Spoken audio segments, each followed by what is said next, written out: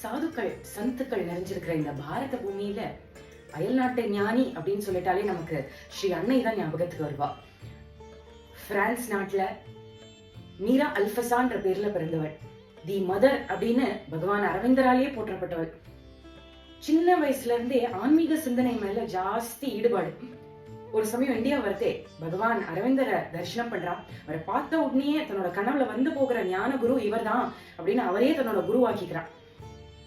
காந்திஜிக்கு முன்பே சுதந்திர போராட்ட வீரரா இருந்த பகவான் அரவிந்தர் அவருடைய சமாதிக்கு பிறகு அவருடைய எல்லா யோகிக் பிராக்டிசஸையும் ஸ்ரீ அன்னை தான் எல்லாருக்கும் கத்து கொடுத்தான். பாண்டிச்சேரியில அரவிந்தருடைய ஆசிரமம் உருவாகிறதுக்கு ஒரே காரணம் ஸ்ரீ அன்னை தான். ஆரோவில் டவுன்ஷிப் அப்படின்றத உருவாக்குறா. அவளுடைய கொள்கை என்னன்னா, எல்லா மனிதர்களும் போற்றப்படணும், எல்லா மனிதர்களும் சமம் அப்படின்றதுக்காகவே உலகத்துல ஒவ்வொரு இடத்துல இருந்தும் மண் எடுத்துன்னு வந்து அந்த ஆரோவில் டவுன்ஷிப்பை ஆரோவில்ல உருவாக்கியிருக்கா, நிர்மாணிச்சிருக்கா. அவளுக்கு நேத்ரா தேவின்ற பேர் உண்டு.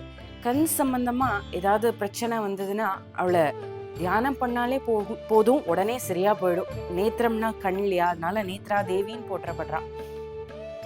கல்வி, கலை, உடல் பயிற்சின்னு எல்லாத்துக்கும் ஈக்குவல் இம்பார்ட்டன்ஸ் கொடுத்துருக்கா. நமக்கு என்ன சொல்றான்னா, தெய்வத்துக்கிட்ட இது வேணும் அது வேணும்னு கேட்கக்கூடாதான்.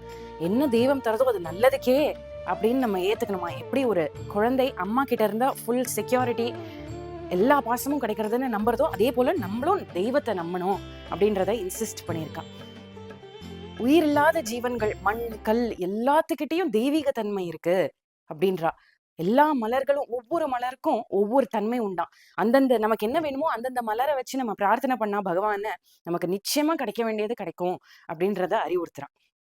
மலரோடு மலர்கின்ற மனம் வேண்டும் தாயே, பலர் போற்றி பாராட்டும் குணம் வேண்டும் தாயே, வரம் தரும் அன்னையே வணங்கினோம் உன்னையே